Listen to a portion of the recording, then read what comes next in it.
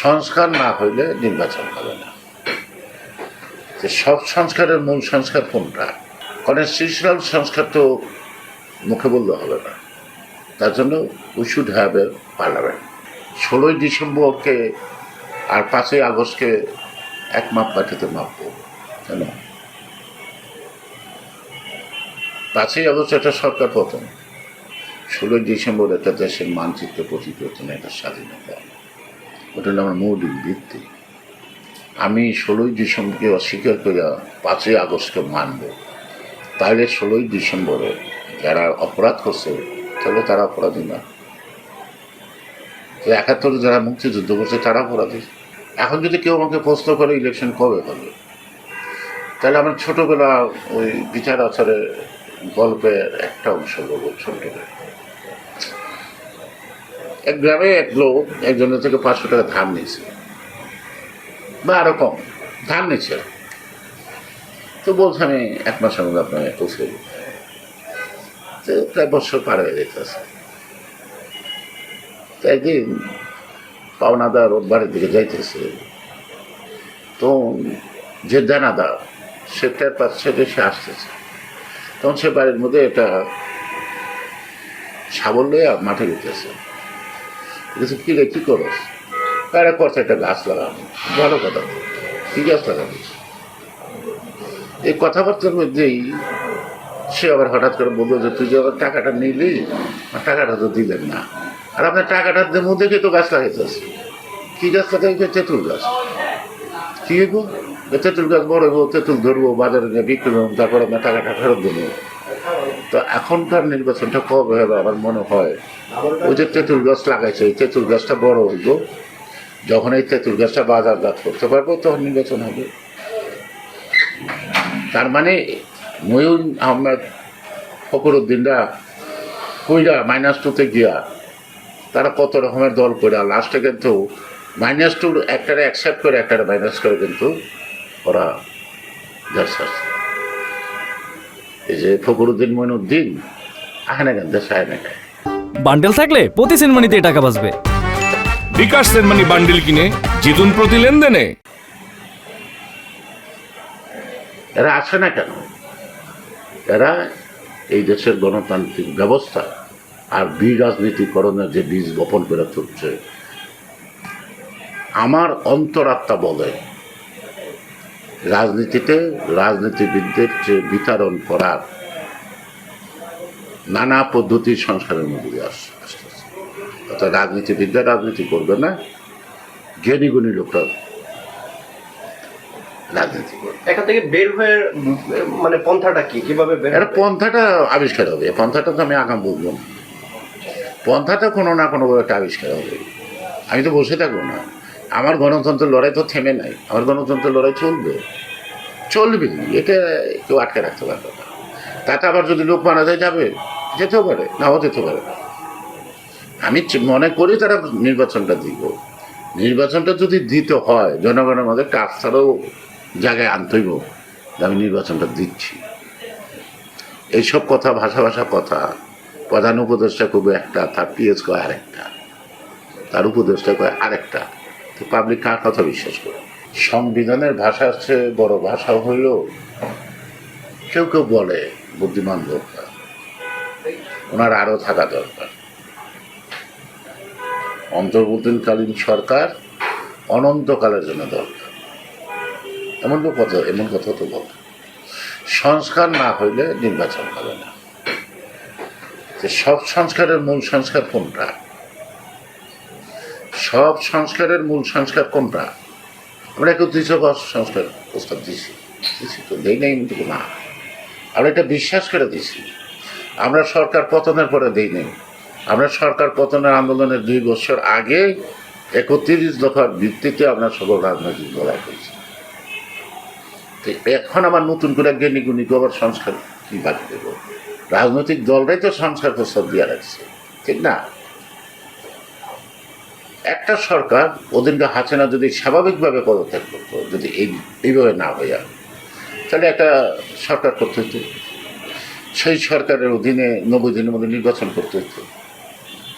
তাইলে একটা সরকার যাওয়ার পরে পরবর্তী 90 দিনের মধ্যে যখন বাধ্যবাধকতা আছে নির্বাচন কমিশনের নির্বাচন সম্পন্ন করার, তো বর্তমান নির্বাচন কমিশনের 10 বছর লাগবে, 5 বছর লাগবে, 2 বছর লাগবে, 1.5 বছর লাগবে, কেন সে 3 মাসের মধ্যে পাস। বর্তমান যে নির্বাচন কমিশনের যে যতটুকু ক্ষমতা আছে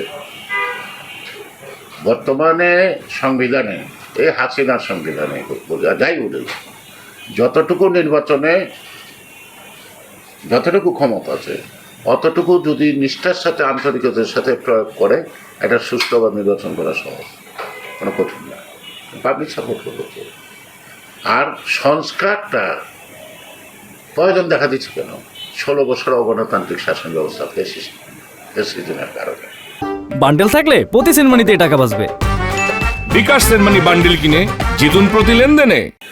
তাহলে কনস্টিটিউশনাল সংস্কার তো মুখে বললে হবে না, তার জন্য we should have a parliament elected and duly and proper elected একটা গভর্নমেন্ট নেসেসিটি।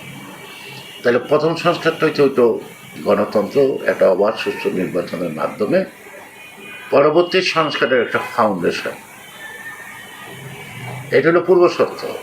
তারপরে সেই পার্লামেন্টে আইসে পরবর্তী পার্লামেন্টের মেম্বাররা তারা যেটা ওয়াদা করছে 31 দফার মাধ্যমে, অথবা আজকে আরও নতুন নতুন যা আছে সেগুলিকে আমি পরিবর্তন সংযোজন বিযোজন আমি করবো, হয়তো without parliament I have no scope. সুতরাং সংস্কার আগে না, ইলেকশনটা আগে, ইলেকশনের জন্য সংস্কারটা। ইলেকশনও বর্তমানে ইলেকশনের RPO থেকে আরম্ভ করে নির্বাচন কমিশনে তো বলে নাই তুমি দিনের ভোট রাখতে করবে। নির্বাচন কমিশনে বলে নাই তো যে 10% ভোট পাইলে তুমি এটা 40% দেখাই দেবো। এটা তো RPOতে নাই, নির্বাচন কমিশনের সংবিধান মতো ওইগুলি তো নাই। তো যতটুকু আছে সে লিপ প্রয়োগ করলে সেটা দেওয়া একটা নির্বাচন হতে পারে। সেই নির্বাচনের পরে আমি কী করব, একটা আমরা এই সংস্কারগুলিতে যাব। তো সোদের যে প্রত্যেকটা পলিটিক্যাল পার্টি যারা গণতন্ত্র বিশ্বাস করে, যারা অন্তর্বর্তীকালীন সরকার আছে যে লোক, তারা যদি বিশ্বাস করে তাহলে এইটা করার জন্য অধিক সময় প্রয়োজন হয় না। অধিক সময় মানেই অধিক সমস্যা দেখা যায়, অধিক সমস্যা দেখা যাবে। 2 দিন পর কোর্ট চলা শুরু হইব।